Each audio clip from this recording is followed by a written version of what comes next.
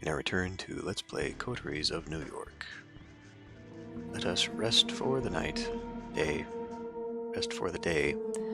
Waking up tonight feels different for two reasons. For one, you are pleasantly surprised that your body mended reasonably well while you were resting.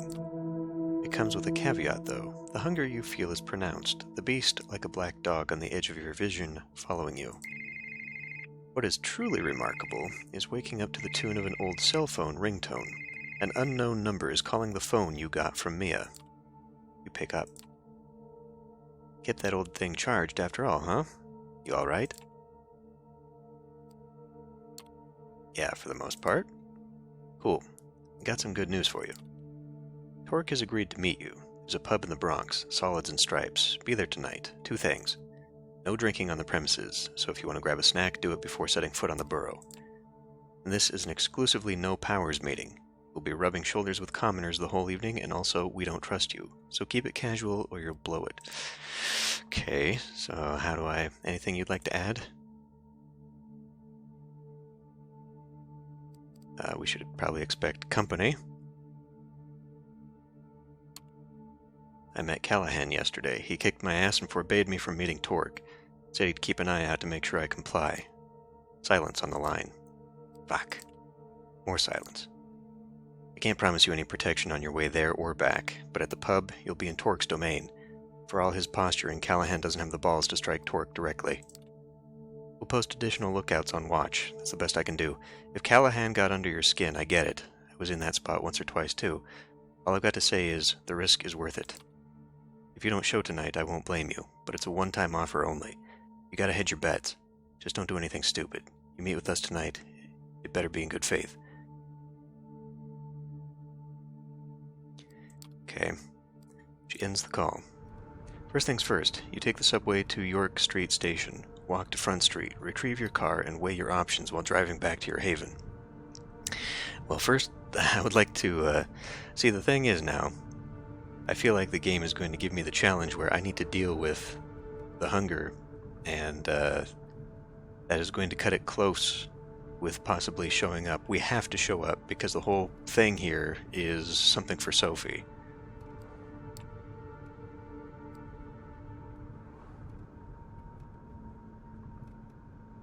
Yeah, let's do a feeding opportunity.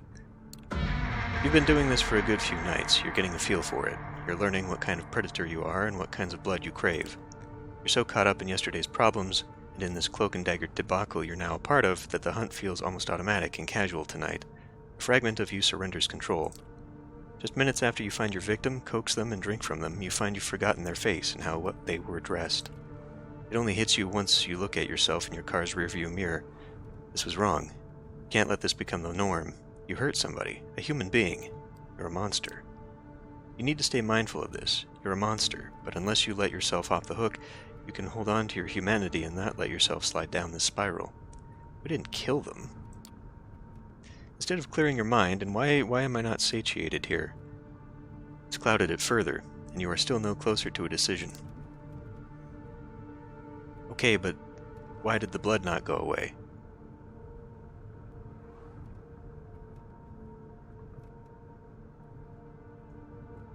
Why did the blood not go away? Okay. Well, this one is off the table. And part of me is afraid that if we drive around, something is going to happen that could potentially prevent me from going there. We'll get sidetracked. Going to the meeting, however, I feel is going to trigger a conflict. We are going to be followed. Something is going to break out. But I don't want to. I've made some poor choices in this playthrough. I don't want to fuck this one up, so we're just going to go meet directly, knowing that we're probably going to have a fight. Dangerous or not, you have to make the trip to the Bronx and meet with Torque. No detours. Best just get it over with.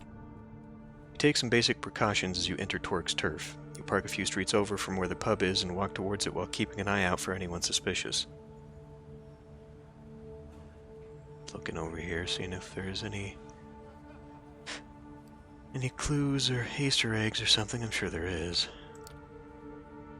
That kindred, for the most part, look no different than regular people makes things complicated, of course. If you're being followed or watched, it's going to be hard to tell, except for the fact that everyone has glowing orange eyes. You reach the pub, shoot a final glance around. There's nobody suspicious around as far as you can see, and open the door. The smell of cigarettes is overwhelming. The whole place has an aura about it, a constant fog hanging right under the ceiling. The lethargic fan does nothing to disperse it. The constant crack of billiard balls and clinking of glasses tells you all you need to know about the clientele. Not a very vampiric place at all. You're wondering if you got the address right. You apparently did. Mia's here. She motions you over to one of the few tables around. Took your sweet time to get here. What, got cold feet? Never mind. Anyone follow you? Not that I know of.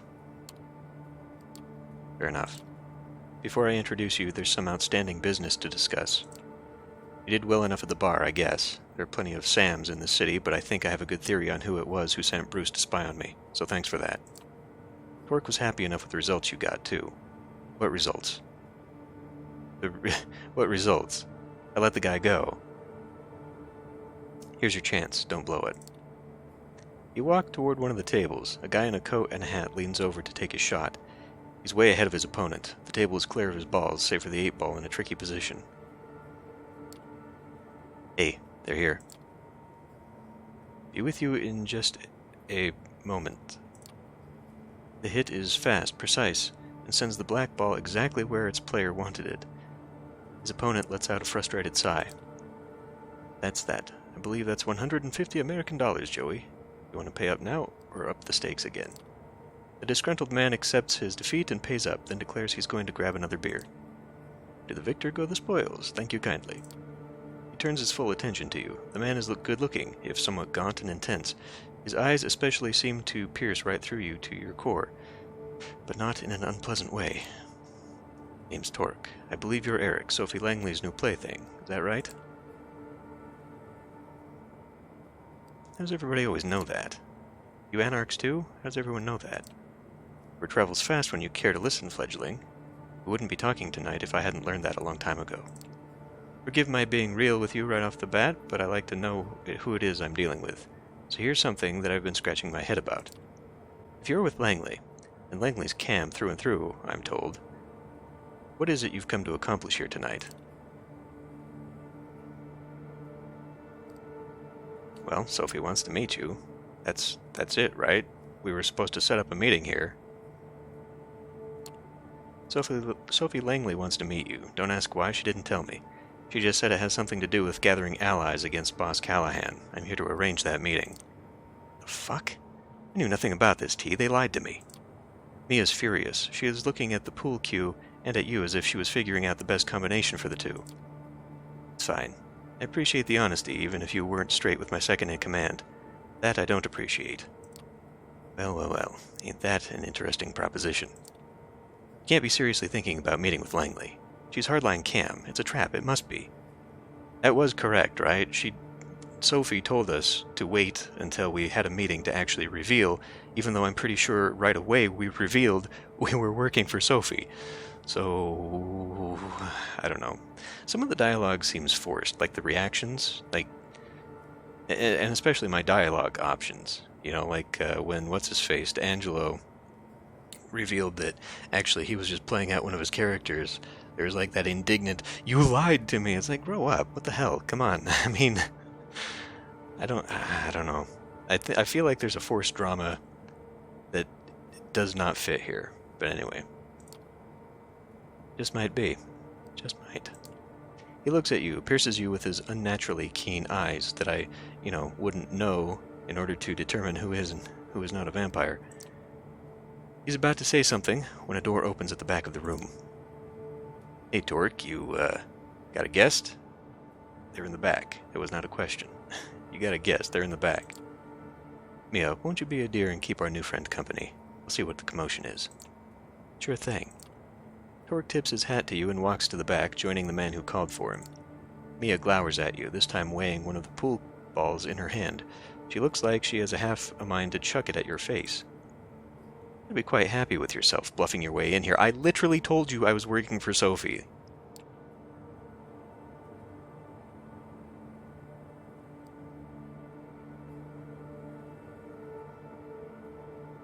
It's not just Sophie I'm here for?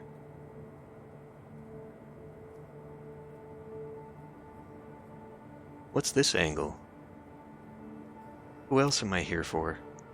Why else would I be here for? This sounds like I'm leading myself into a lie. I don't even know where this is leading. No one else has told me to come here. This was literally for Sophie. Yeah, let's not do that. Wish I did this differently, but it is what it is. I'm not proud of myself. You shouldn't be. You made me look like a chump in front of Torque. Where I was beginning to think you might make a good addition to our little family. There's a whole lot of trust you'll have to regain before that happens. Now, this has literally been like 2 nights. Torque appears from a door at the back and calls across the room. Yo, Mia, can I grab you for a second? Eric, get over here too. You go to the back room. It's basically a storage area with a single wooden desk. It's pretty cramped, especially considering there are 5 other people in there with you. Torque ushers you in and closes the door behind you and Mia. 2 burly dudes are holding somebody down. A familiar voice reaches your ears. Ah. Motherfuckers. You're gonna pay for this, you hear me? The boss is gonna fuck you up so bad you have no idea. Have you had the doubtful pleasure of meeting Mr. Cerruti before, Eric? You could say that. You're fucked. You're so fucked you don't even know it. You stupid piece of shit, I should have ended you yesterday. The boss told you to stay away. You should have listened. That's a story and a half, ain't it?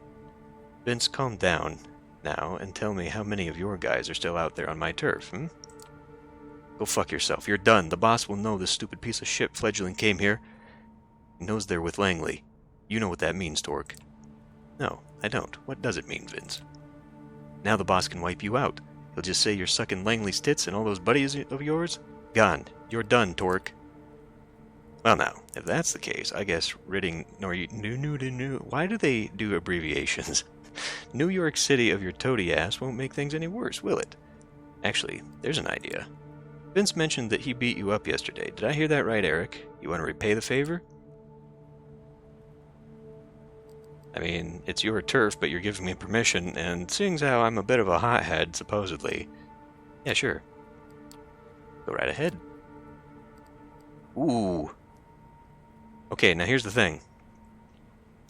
The code of Camarilla, and this is probably why it's red, the code of the Camarilla is you will not kill another kindred.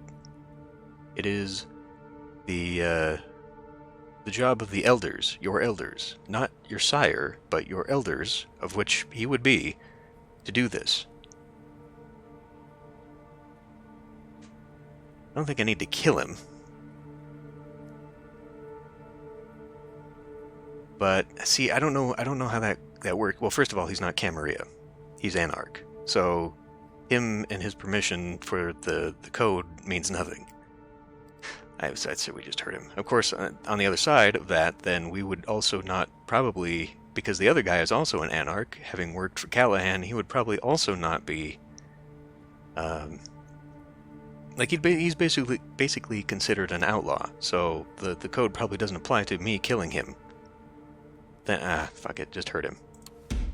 You hit Vince once, twice, he's chuckling at the beginning, but you focus your blood for some extra oomph and keep hitting him, again, more, until he stops laughing. He's bruised, battered, and broken. The 2 Anarch dudes let go of him, and you kick him some more while he's on the floor. You only stop when you hear Torque's voice. Enough, Eric. He takes an old pool cue and breaks it over his knee. Stake him, and take him downstairs. Let's keep Callahan guessing about what happened to his favorite puppy. That's true, staking him doesn't kill him, it paralyzes him. Mia takes the sharp piece of wood and jams it into Vince's chest. His features grow slack, his entire body inert. He doesn't even give out a yelp. The other 2 Anarchs take him out of the room. As entertaining as that was, I think Vince, in his unmatched wisdom, shared more than Callahan would hope for. This changes things. Ever heard about Operations Light Out, Eric? No, I have not heard about anything. Half the interactions I've had in this game, I know nothing about. Operation Lights Out. Put the plural in the correct place. It was a Second Inquisition effort here in New York City. A single night of raids at a magnitude never seen before, or since. The Ivory Tower got away with just a few losses here and there. No major players were hit. They managed to find safe spots and stay out of the eye of the shitstorm. Us, though, we got hit hard, all over town. Havens were rooted out, entire coteries and safe houses gone, just like that. Nobody saw it coming. I barely got out in one piece. I happen to know where some of them congregate. Mia looks at him with concern and puts a hand on his arm. He shrugs it off gently but surely. Others, like my child Barb, or Mia's sire, extinguished. But you know who got out without a scratch? Callahan. We've thought about it for the past few years. How is it that Big B managed to excuse himself from the Staten Island Museum where we used to meet, just before vans full of guys in body armor showed up? How is it that as my baby is burning up after being shot with incendiary rounds, I also see Doug Callahan running with his tail between his legs, pushing fledglings like you in the path of the SI? We think the bastard knew what was coming, and he set us up. Not just us. Some of our brothers and sisters who got hit had some of the lowest profiles in this city's lick population. Moral of the story, Callahan is an opportunistic motherfucker, and if even his thickest followers suggest he's going to sell me out, then that's what he's going to do as sure as the sun rises. He pauses for a moment, and you see him reach a decision. You said something about Langley having an offer for me. It might be your fault in part that I'm at this juncture, but now's going to be as good a time as any to listen to what she has to say. I don't think that's wise, T. Well, what would you have me do then? You said it yourself. It's all this fledgling's fault. They brought this on us. So let's use them as a bargaining chip. Callahan wants them. Langley needs them. They're valuable.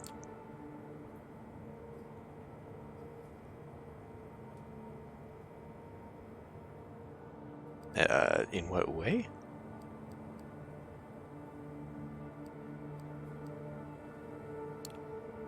No, you're wrong. I'm just a pawn. That's why Sophie sent me here. Plausible deniability and all that. I'm expendable. The realization that you just summarized the entirety of the last 2 weeks or so hits you so hard. Sorry, I'm dyslexic, apparently. But if there was a moment to be honest with yourself, it's now. Fuck. The man puts his hand on Mia's shoulder. She calms down a bit. We're afraid, Eric. But then, what else is new? It's a paradox being who we are. The hunter one night, the hunted another. Masters of the night, slaves to dawn, a duality to everything. Mia, I understand your concern, but I need you to trust me like you did before. This is my call and my responsibility. You can give me shit about it later, like I'm sure you will. Count on it. He smiles, then takes on a no-bullshit look and points at you. 3 conditions. First, you come pick me up, personally, and bring me to the meeting spot. Anything goes sideways, it's your ass. Second, Mia's coming with me. No 2 ways about it. 8 eyeballs in the meeting. The 2 of you, the 2 of us. Nobody else. And third, the meeting is in public, downtown, some spot frequented by mortals. We see you take us anywhere fishy, we check out and fuck you up as a message to Langley. I count on it not coming to that, though. You seem likable enough. The cam hasn't gotten its talons in you yet. Keep it up and maybe you'll come to the same conclusion we did in your own time.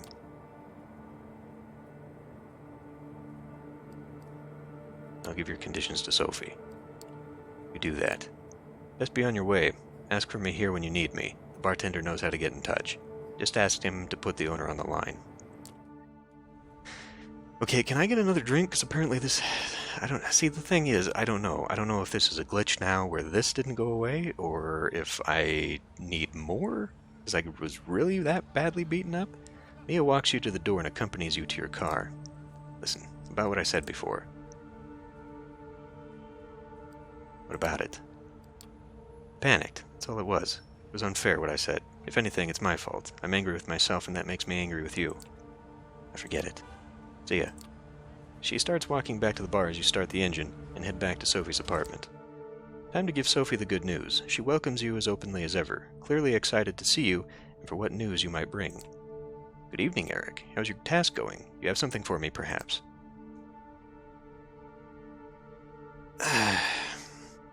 It's done, but there'll be trouble. Yeah, I should probably tell her about Callahan. Meeting is set up. I suggest we take advantage of it quickly, though. There's going to be trouble. Trouble? What trouble?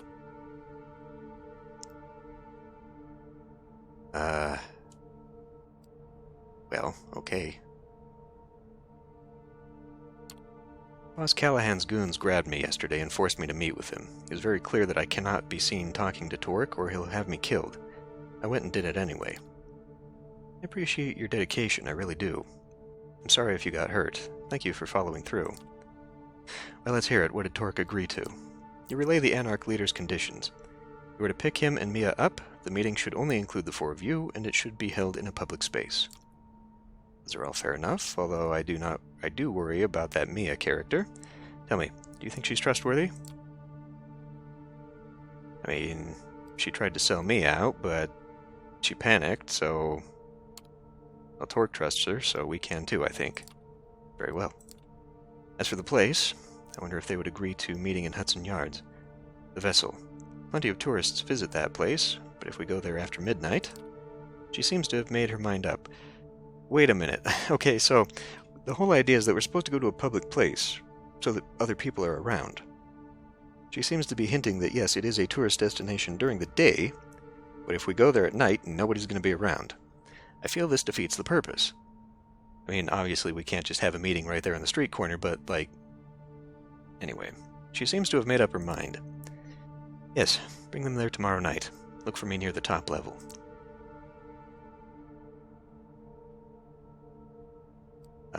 Will they agree to meeting in the city? I mean, I would assume so.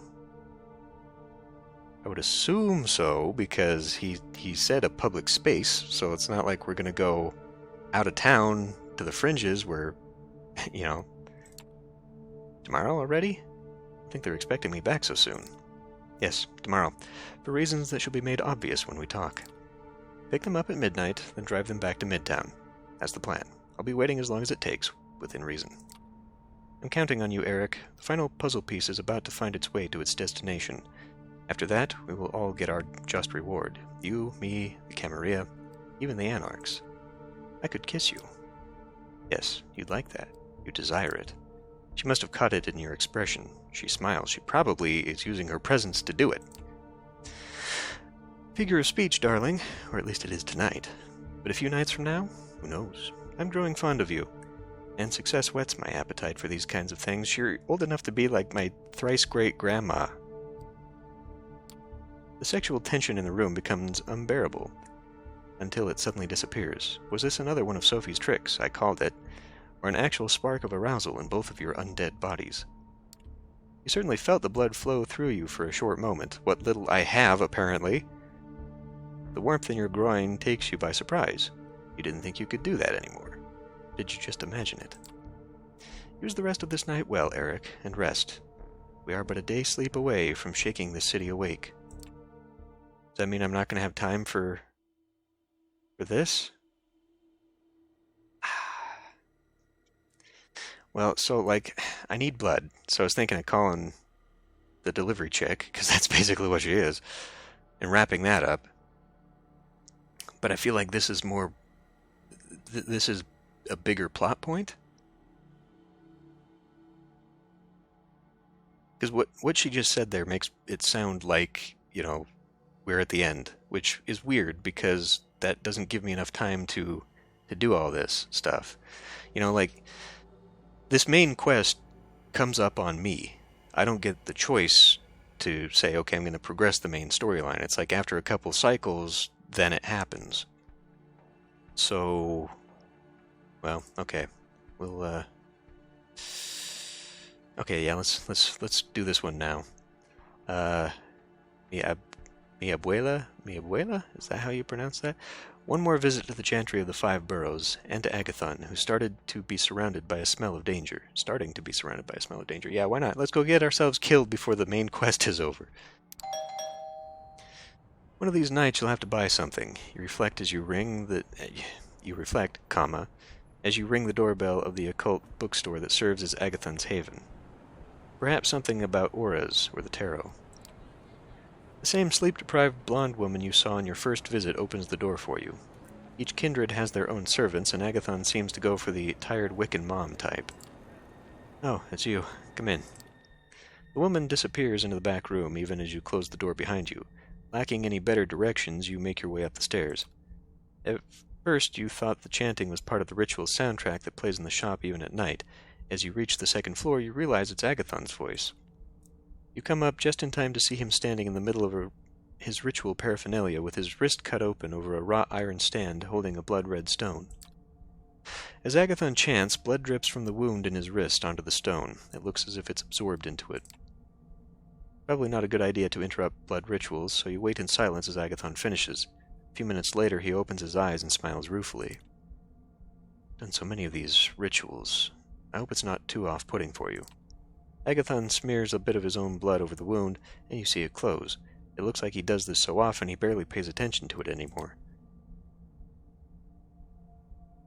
Yeah, I'm cool with it. We're all vampires here. That we are. Agathon picks up the blood-red stone from its stand.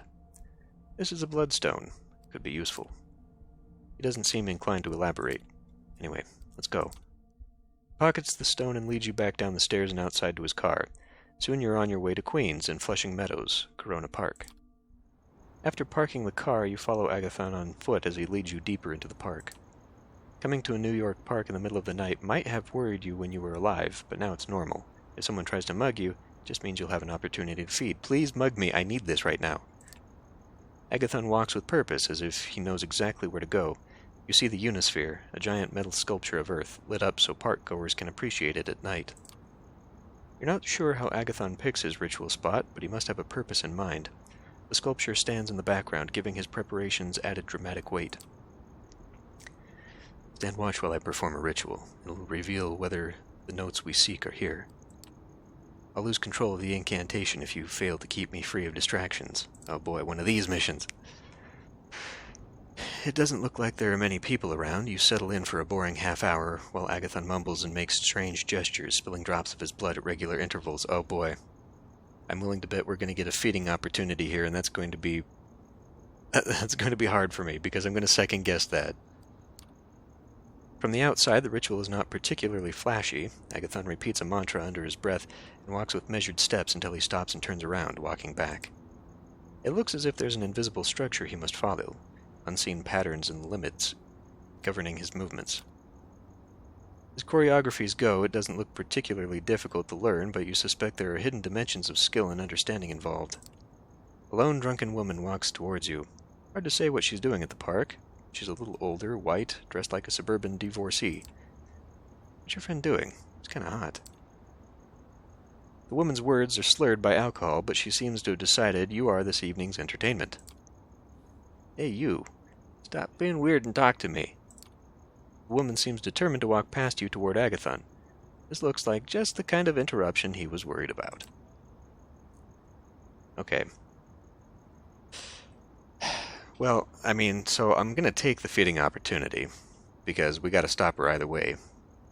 My concern was just, like, 2 people were going to walk up, so we would get busy taking a drink, and we wouldn't be able to stop the other one, you know what I mean? I feel, yeah, it just seems like it would be one of those things, where, like, you've got an opportunity that's too good to be true, and it is. But, we'll go ahead and do this, and hopefully there won't be something going on while we're busy. Agathon is deeply immersed in his ritual, so why not use the time you have constructively? You walk up to the woman from behind, grab her by the shoulders, and sink your fangs into her throat. Blood tinged with alcohol and horniness flows into your mouth as the woman moans from the sudden pleasure of the kiss. Oh, I need to sit down. Just as you lick the wound closed, the woman collapses onto the ground, swaying, trying to sit upright. Along comes a cop, right? Suddenly you hear this... Oh, shit. Suddenly you hear a scream of rage. Startled, you turn around just in time to see Agathon running at the woman on the ground, his expression contorted with hatred. Did the woman make enough noise to interfere with the ritual? That doesn't explain why he's in such a rage.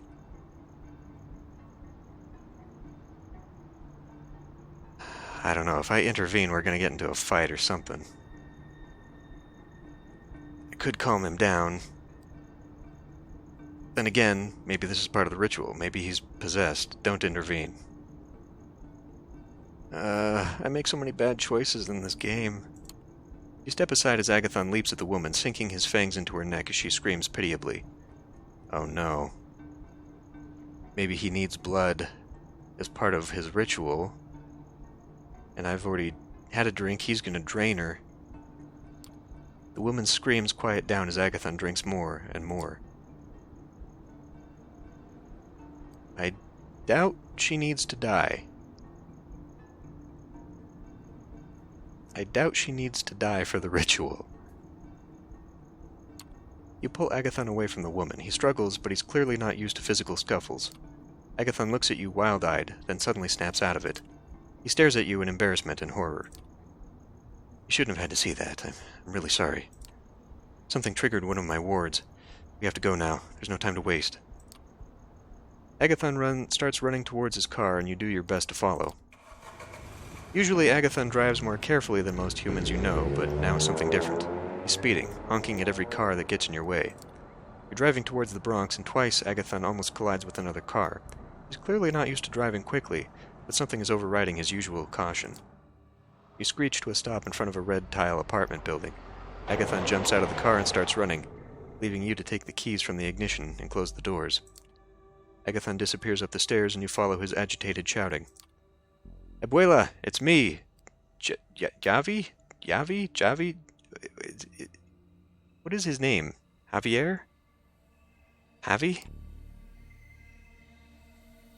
You get to the 5th floor landing after a run that would have left your mortal self winded, Jesus, to find Agathon banging on an apartment door and fiddling with his keyring. A few of the neighbors poke their heads out into the hallway, but nobody intervenes. Agathon finds the right key and slams the door open, running inside. You follow, entering what looks like the home of an old Mexican lady. There are portraits on the mantelpiece and a crucifix on the wall. And one of those weird magic eye tapestry things. The apartment smells musty with old age, and you detect a faint odor of vampiric blood. Sylvia? Sylvia, where are you? You come to the living room to find a body covered by a blanket in the corner of a sofa. The television is on, but the sound is off. It looks like a Spanish-language channel. Agathon tears at the blanket, pulling it away in a panic. It reveals an old woman waking up in bleary-eyed confusion. I'm gonna say it's Javi, as in Javier. I don't actually remember his name. I know we learned it, or maybe it's in the art book. Anyway, why are you barging in like this? Who's your friend? We're alive, Abuela. Agathon hugs the old lady and then turns to you. You'll have to introduce yourself. I'll check the wards. Something triggered them, and I'll have to see if they still work. Sylvia snuggles deeper into her blankets. This is vampire business, isn't it? Always when there's trouble, it's the vampires. You stare at her, startled. Clearly the masquerade hasn't held in this household.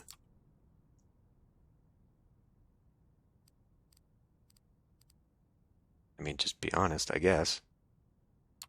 Yes, Agathon is worried someone wants to hurt you. Anyway, I'm Eric. You must be his grandmother. Nobody wants to hurt me. Don't be silly. He's always worrying, that boy. This is about the girl who came to visit. I can tell. Avio's never good at keeping secrets, so much like his mother. You hear Agathon rummaging around the small apartment, almost as if he's scratching at something on the walls. He's always doing that, writing on the walls with blood, making runes. I tell him to cover them with the photos and paintings, but he won't listen. I have to do it myself. That explains the faint smell of vampire blood in the apartment. Otherwise, how can I invite my friends for tea? They'll ask questions if I have runes all over my walls. Doesn't look like a Christian home anymore. The girl who visited, was her name Juno?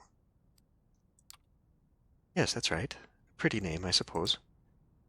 She was just the kind of girl Agathon used to fall for. She was a vampire too, I expect.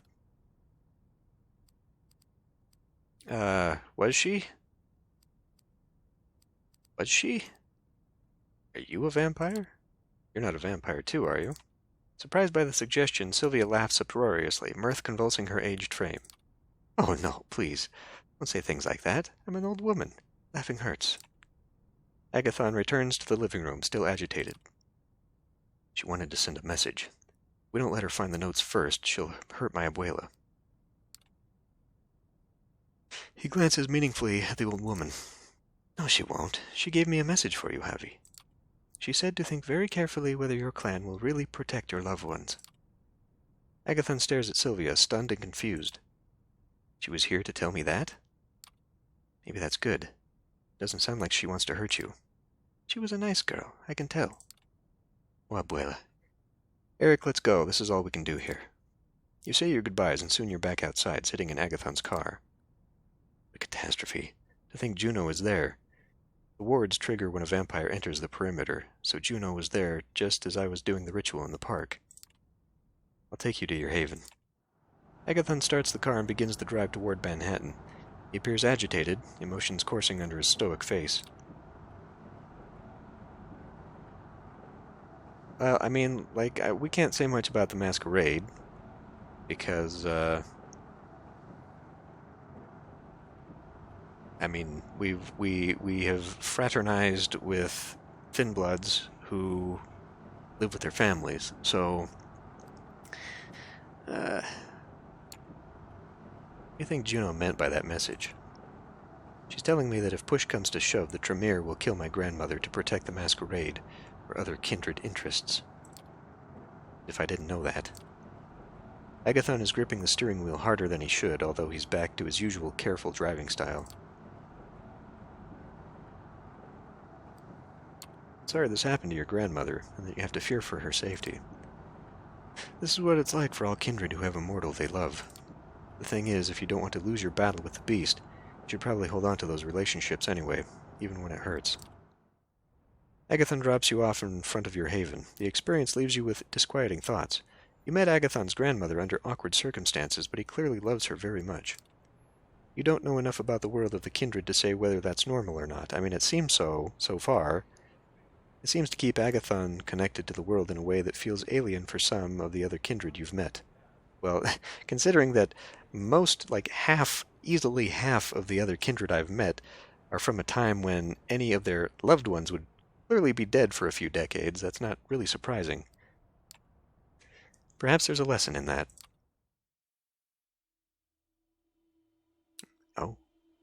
See, I'm willing to bet this thing triggers as soon as we finish resting, so I don't think we'll get a chance to resolve this, which is weird. Anyway, I'm going to end this one here. I'll see you next time.